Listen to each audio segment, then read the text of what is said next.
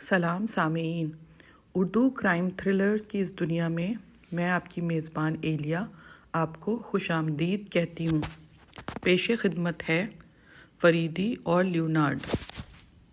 Enjoy. 7واں باب، شکارگاہ۔ 2 گھنٹے سفر طے کر کے فریدی راجروپ نگر کے اسٹیشن پہ اترا۔ رات کے تقریباً 10 بج چکے تھے۔ اسٹیشن پہ ٹوٹے پھوٹے ٹانگوں کے علاوہ کوئی معقول سواری نہ تھی۔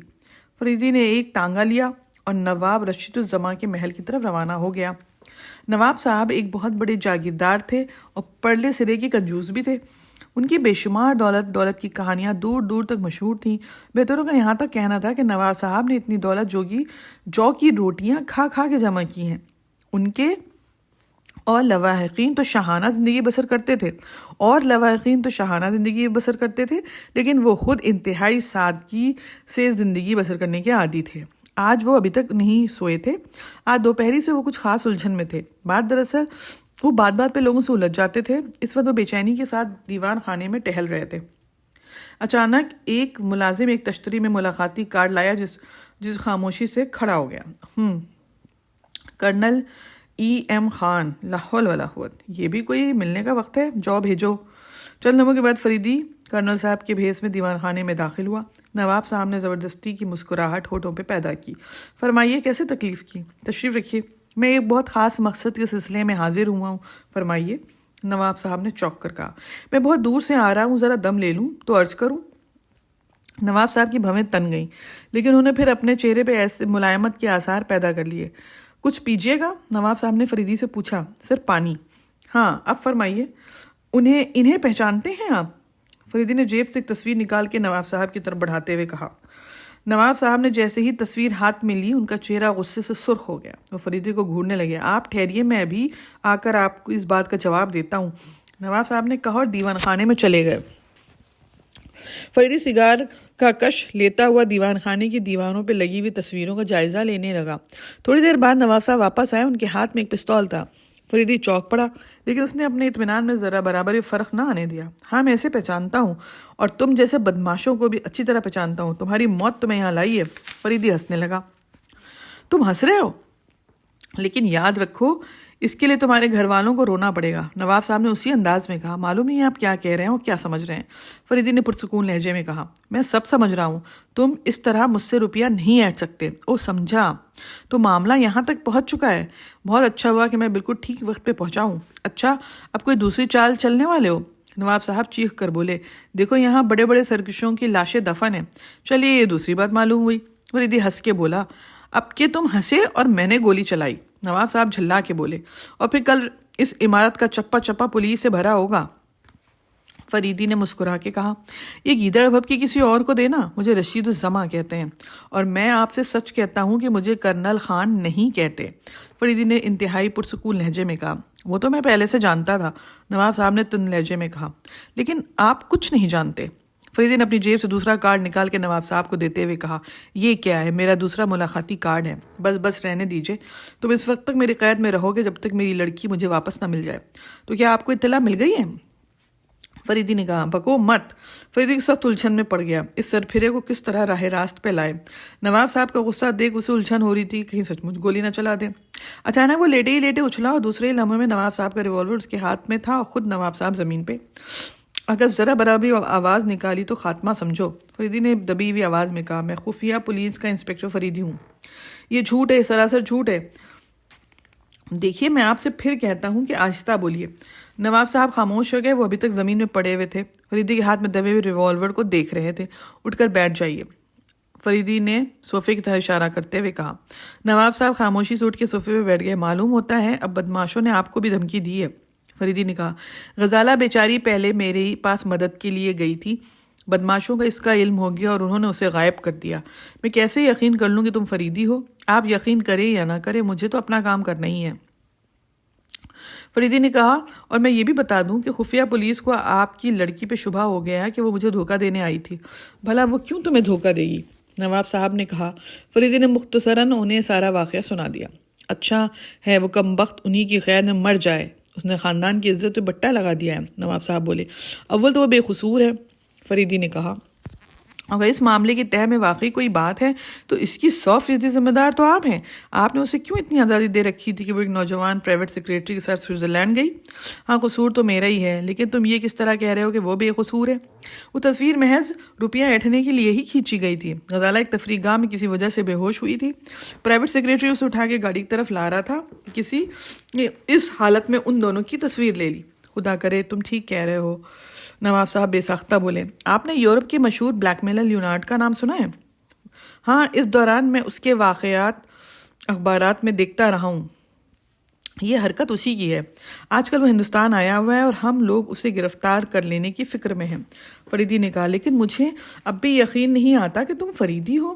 نواب صاحب نے کہا، کیونکہ میں نواب وجاہت مرزا کی زبانی سن چکا ہوں کہ فریدی جوان آدمی ہے، اور شاید میں نے آپ کی تصویر بھی ڈاکٹر شوکت کے البم میں دیکھی تھی۔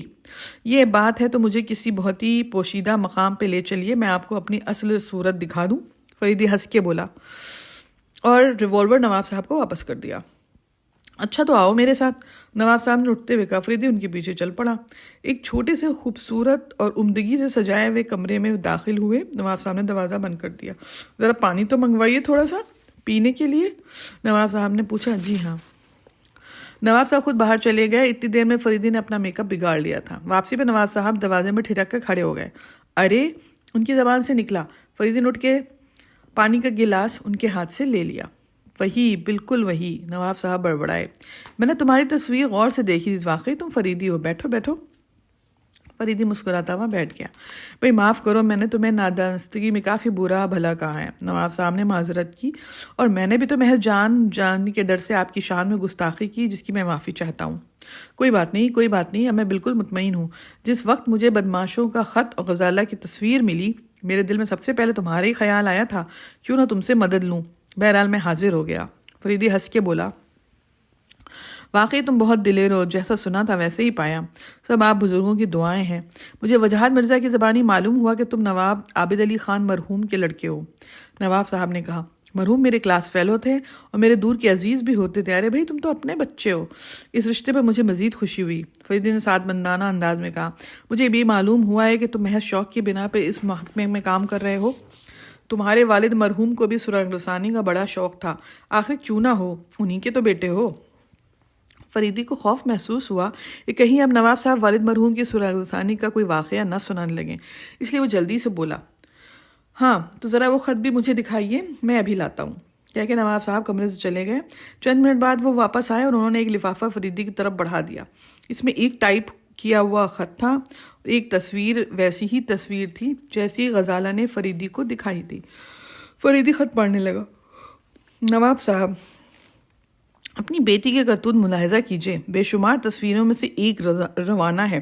آپ غالباً اس آدمی کو بھی پہچانتے ہوں گے۔ یہ تصویر سوئٹزرلینڈ میں لی گئی تھی۔ میں نے ان تصویروں کی قیمت 20 لاکھ روپے رکھی تھی۔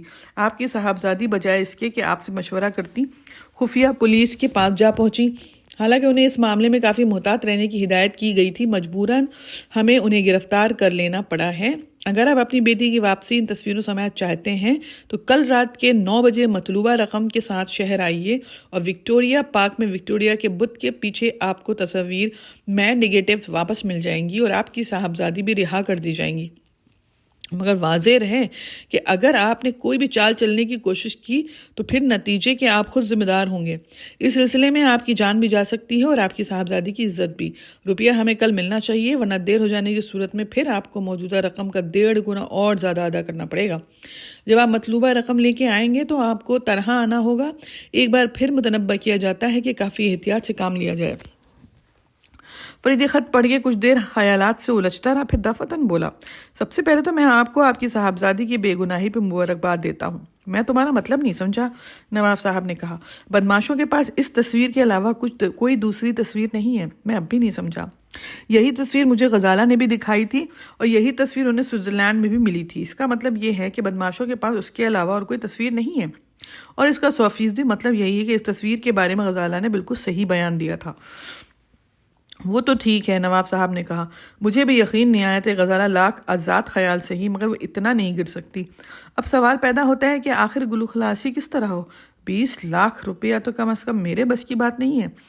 کوشش تو یہی کی جائے گی کہ بس یوں ہی کام چل جائے، لیکن میں نے ابھی یہ خط دے کے جو اسکیم بنائی اس کے تحت آپ کو کافی محتاط رہنا پڑے گا۔ وہ کس طرح؟ میں آپ کا بھید بدل کے جاؤں گا اور آپ کو یہاں اس وقت تک بند رہنا پڑے گا جب تک کہ میری طرف سے آپ کو کوئی اطلاع نہ ملے۔ آپ کو یہاں اس طرح چھپے رہنا ہوگا کہ محل کے کسی بھی فرد کو آپ کی موجودگی کا علم نہ ہو۔ غالباً آپ سمجھ گئے ہوں گے، میں اچھی طرح سمجھ گیا ہوں کہ اگر بدماشوں کو اس کا علم ہو گیا تو وہ لوگ کافی چالاک معلوم ہوتے ہیں۔ اول تو انہیں علم ہونے ہی نہ پائے گا، کیونکہ میں اس کے لیے شہر میں اچھا خاصا جال بچھا کے آیا ہوں۔ فریدی نے کچھ سوچتے ہوئے کہا، اگر انہیں علم ہو بھی گیا تو کوئی اور صورت نکالی جائے گی۔ بہرحال بھائی اب تم جانو، میں تو کافی مطمئن ہوں۔ اچھا یہ بتائیے کہ آپ جب شہر جاتے ہیں تو کس ہوٹل میں ٹھہرتے ہیں؟ فریدی نے پوچھا۔ گرین میں، نواب صاحب نے جو بتایا۔ فریدی خاموش ہو کے کچھ سوچنے لگا۔ تو غزالہ کب تک یہاں پہنچ جائے گی؟ نواب صاحب بولے، اس کے متعلق تو میں ابھی کچھ نہیں کہہ سکتا، لیکن جب آپ کو مبارکباد کا کوئی تار ملے تو سمجھ لیجئے گا کہ غزالہ محفوظ ہے، میں خود اس کی حفاظت کر رہا ہوں۔ اس عرصے میں آپ کو قطعی خاموش رہنا پڑے گا۔ آپ شہر آ کے مجھ سے ملنے کی کوشش نہ کیجیے گا۔ بہت اچھا، جیسا تم کہہ رہے ہو ویسے ہی کروں گا۔ تو کیا اب تم صبح جاؤ گے؟ جی ہاں، اور اس وقت میں ساری تیاریاں مکمل کروں گا۔ فی الحال آپ مجھے اپنے لباس کے چند جوڑے عنایت فرمائیں جنہیں آپ عام طور پہ پہنا کرتے ہیں، اور 2 بڑے سوٹ کیس بھی، ایک میں کپڑے رکھوا دیجیے اور دوسرا خالی رہنے دیجیے۔ بہت اچھا، میں بھی انتظام کرتا ہوں۔ ٹھہریے، ان انتظامات کی بھنک بھی کسی کے کان میں نہ پڑے۔ ہرگز نہیں، تم اطمینان رکھو۔ نواب صاحب چلے گئے اور فریدی نے صوفے پر گر کے آنکھیں بند کر لیں۔ اس کا دماغ بہت تیزی سے سوچ رہا تھا کچھ۔ دوسرے دن فریدی نواب رشید الزماں کے بھید میں محل سے نکلا اور کار پہ بیٹھ کے اسٹیشن کی طرف روانہ ہو گیا۔ شہر پہنچ کے اس نے ٹیکسی کی اور گرین ہوٹل پہنچ گیا۔ ہوٹل کا مینیجر شاید نواب رشید الزماں سے بھی اچھی طرح واقف تھا، اس لیے اس نے پرتپاک خیر مقدم کیا اور اس کے اس طرح تنہا آنے پہ تعجب کا اظہار بھی کیا۔ دن بھر فریدی ادھر ادھر مارا پھرتا رہا۔ شام ہوتے ہی وہ پھر ہوٹل واپس آ گیا۔ اس دوران اس نے کئی بار محسوس کیا کہ ایک آدمی اس کے پیچھے لگا ہوا ہے، اور یہ شخص پرنس عدنان تھا۔ فریدی دل میں مسکرا رہا تھا۔ اس چیز سے اس نے یہ اندازہ لگا لیا کہ لیونارڈ کے پاس اس خاص کام کے لیے شاید یہی ایک آدمی ہے۔ اس نے اس معاملے میں زیادہ رازدار نہیں بنائے تھے۔ اس خیال کو آتے ہی اسے اپنی کامیابی اور زیادہ یقینی معلوم ہونے لگی۔ تقریباً 8 بجے وہ ایک سوٹ کیس ہاتھ میں لٹکائے ہوئے ہوٹل کے باہر آیا اور ٹیکسی کر کے وکٹوریا پارک کی طرف روانہ ہو گیا۔ پارک میں بالکل سناٹا تھا۔ سردی اتنی پڑ رہی تھی کہ پارک میں اس وقت رکنے کی ہمت کرنا آسان کام نہ تھا۔ فریدی ایک کنج میں گھر سے ہوئے وکٹوریا کے بت کے پیچھے جا کر بیٹھ گیا اور سگریٹ سلگا کے لمبے کش لینے لگا۔ تقریباً 9 بجے اسے کسی کے قدموں کی آہٹ سنائی دی اور وہ سیدھا ہو کے بیٹھ گیا۔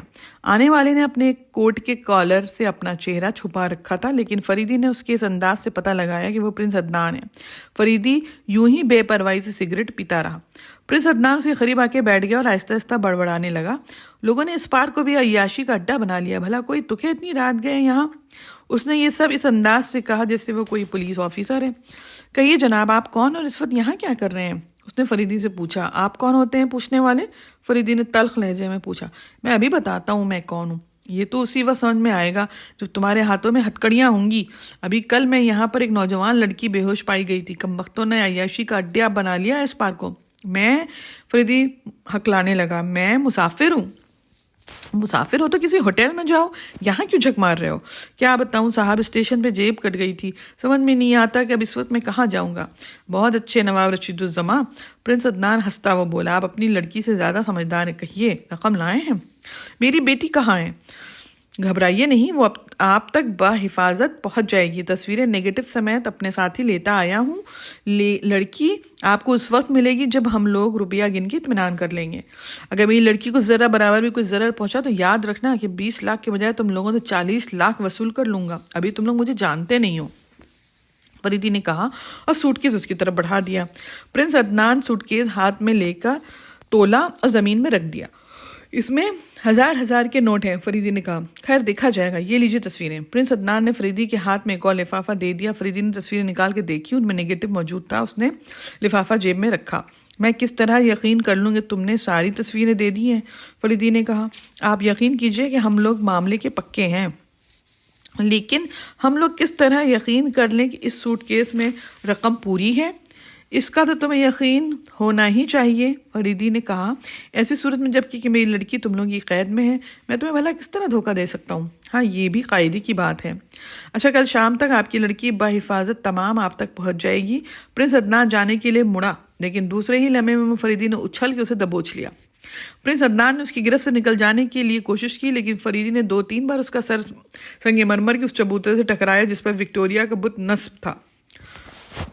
2 گھنٹے کے بعد فریدی اسی شراب خانے کے ایک تہہ خانے میں نظر آیا جہاں وہ راج روپ نگر کے لیے روانہ ہوا تھا۔ وہ اس شراب خانے کے مینیجر کی مدد سے بے ہوش پرنس عدنان کو ایک کھمبے سے باندھ رہا تھا۔ انسپکٹر صاحب واقعی آپ بھی بلا کے آدمی ہیں، مینیجر بولا۔ اگر میں بلا کا آدمی نہ ہوتا تو شاید تمہارے ہاتھوں مجھے خبر میں سونا پڑتا، فریدی مسکرا کے بولا۔ اس میں بھی کوئی شک نہیں ہے، اگر آپ کے بجائے کوئی اور ہوتا تو اس کا بھی یہی انجام ہوتا، اور آپ کو تو میں استاد کہہ ہی چکا ہوں۔ اچھا میرے شاگرد، لیکن تم نے اب بہت بے دردی سے ناجائز شراب بیچنی شروع کر دی ہے، ذرا احتیاط سے۔ میرا دعویٰ ہے کہ سوائے آپ کے کوئی ایسا نہیں کہہ سکتا، یہی مطلب تھا۔ آخر یہ معاملہ کیا ہے؟ معاملہ بہت الجھا ہوا ہے، سلجھ جانے کے بعد بتاؤں گا، لیکن تم اس کی اچھی طرح سے حفاظت کرنا، یہ نکل نہ پائے۔ اگر نکل گیا تو تم نتیجے کے ذمہ دار ہوگے۔ ارے بھلا ایسی کیا بات ہے، یہاں پرندہ بھی پر نہیں مار سکتا، مینیجر نے کہا۔ پرنس عدنان ہوش میں آ گیا تھا، گھبرائی ہوئی نظروں سے چاروں طرف دیکھ رہا تھا۔ تو نواب رشید الزماں نے مجھے دھوکہ دیا ہے، پرنس عدنان انگریزی میں بڑبڑایا۔ تم بالکل ٹھیک سمجھے، فریدی اردو میں بولا۔ میں تمہاری زبان نہیں سمجھتا، کیا تم انگریزی میں بات نہیں کر سکتے؟ عدنان نے پوچھا۔ میری زبان تو تم ایسے ہی سمجھتے ہو جیسی کہ چاہیے، فریدی نے کہا۔ اگر تم کہو تمہاری مادری زبان گجراتی میں بھی گفتگو کروں؟ پرنس عدنان چونک پڑا۔ چونکو نہیں مسٹر جمشید، تم دوسروں کی آنکھ میں دھول تو جھونک سکتے ہو لیکن میری آنکھ میں نہیں۔ میں کچھ نہیں سمجھ رہا کہ تم کیا کہہ رہے ہو، عدنان غصے میں بولا۔ تم عراق کے ایک شہزادے کی توہین کر رہے ہو، تمہاری حکومت تو اس کے لیے جواب دہ ہونا پڑے گا۔ ٹھیک کہہ رہے ہو مسٹر جمشید، فریدی انگریزی میں بولا۔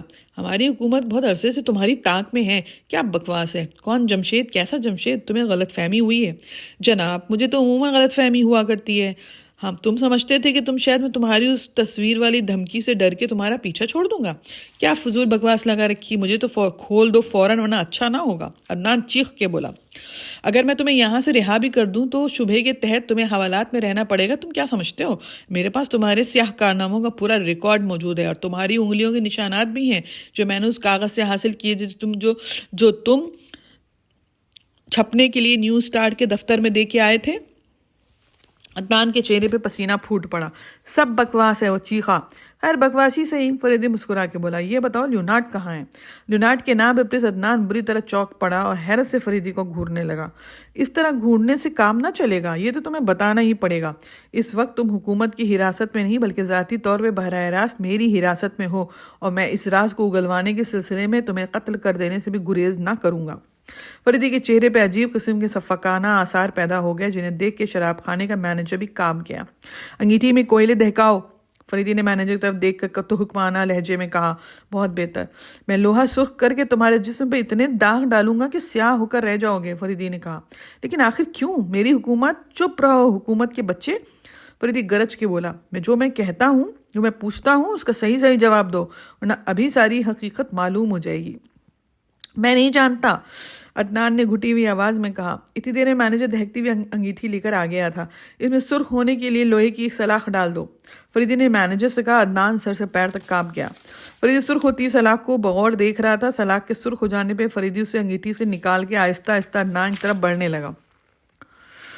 میں مجرم ہوں مگر تمہیں اس کا کوئی حق حاصل نہیں ہے، عدنان خوفزدہ انداز میں چیخا۔ یہاں اس تہہ خانے میں مجھے ہر طرح کا حق حاصل ہے، فریدی نے بے دردی سے کہا اور جلتی ہوئی سلاخ اس کے ہاتھ پہ رکھ دی۔ عدنان بلبلا اٹھا۔ شراب خانے کا مینیجر دوسری طرف منہ پھیر کے کھڑا ہو گیا۔ میں تمہیں اسی طرح داغ کر دوں گا، لیکن تمہاری یہ حرکت بے ضابطہ ہے، عدنان اپنی مادری زبان گجراتی میں چیخا۔ شاباش میرے بیٹے، آخر تم عدنان سے جمشید ہو ہی گئے نا۔ چلو بھائی اب جلدی سے بتا دو کہ لیونارڈ کہاں ہے۔ فریدی نے سلاخ کو دوبارہ انگیٹھی میں ڈالتے ہوئے کہا۔ مجھے نہیں معلوم۔ پھر وہی مقدس آنکھ کی قسم، میں نے اسے آج تک نہیں دیکھا، تم جھوٹے ہو۔ اب میں تمہیں کس طرح یقین دلاؤں؟ عدنان نے جلے ہوئے نشان کی طرف دیکھتے ہوئے کہا۔ اچھا اس کے احکامات تم تک کس طرح پہنچتے ہیں؟ ٹرانسمیٹر کے ذریعے۔ ٹھیک، اچھا یہ بتاؤ کہ جس عمارت میں تم رہتے ہو اس میں ٹرانسمیٹر کہاں لگا ہوا ہے؟ میرے سونے کے کمرے میں ہے۔ تمہارے ملازمین کو تمہاری حرکات کی اطلاع ہے؟ صرف ایک کو، اس کا نام کیا ہے؟ راجو۔ تم لوگوں کا اس مکان پہ کب سے قبضہ ہے؟ تقریباً 10 سال سے۔ لیونارڈ کے پروگرام سے تمہارے علاوہ کوئی اور بھی واقف ہے؟ نہیں، غزالہ کہاں قید ہے؟ مجھے نہیں معلوم، تم جھوٹ بکتے ہو، مجھے نہیں معلوم کہ لیونارڈ نے اسے کس طرح غائب کیا اور کہاں رکھا ہے۔ اس کے بعد خاموشی چھا گئی۔ فریدی نے محسوس کیا کہ عدنان بار بار اپنا ہاتھ سینے کی طرف لے جانے کی کوشش کر رہا ہے۔ فریدی نے جھپٹ کے اس کے چیسٹ کی گریبان میں ہاتھ ڈالا۔ اس کے سینے پہ کوئی سخت سی چیز بندھی ہوئی تھی۔ فریدی نے اسے کھینچ کے باہر نکالا۔ یہ ایک چپٹا سا ٹرانسمیٹر تھا۔ او تو یہ کہیے آپ اپنی گرفتاری کی اطلاع لیونارڈ کو دینا جا رہے تھے؟ فریدی نے ٹرانسمیٹر کو غور سے دیکھتے ہوئے کہا، یہ بالکل ویسے ہی ہے جیسے جرمنی کے جاسوس دوران جنگ استعمال کیا کرتے تھے۔ عدنان کے چہرے سے ایسا معلوم ہونے لگا جیسے اب اسے اپنی زندگی کی کوئی امید نہ رہ گئی ہو۔ اچھا شاگرد صاحب، فریدی نے ہوٹل کے مینیجر کی طرف دیکھ کر کہا، اب میں چلتا ہوں، اس پہ کڑی نظر رکھیے گا۔ فریدی اور مینیجر عدنان کو تہہ خانے میں چھوڑ کے اوپر آ گئے۔ اوکے سامعین، فریدی اور لیونارڈ کے ناول کے یہ پارٹس یہاں ختم ہوئے۔ میں آپ کی میزبان ایلیا یہاں آپ سے ریکویسٹ کرتی ہوں کہ اس ہیلدی انٹرٹینمنٹ کو انجوائے اور انکریج کرنے کے لیے ایلیا کی جاسوسی اردو ادب کی اس دنیا کو سبسکرائب اینڈ شیئر ضرور کریں۔ اور ہاں، اگر آپ کو ہمارا انداز بیان ذرا بھی اچھا لگا ہو تو پلیز لائک تو ضرور کر دیں۔ ملتے ہیں نیکسٹ پارٹ میں۔ Thank you.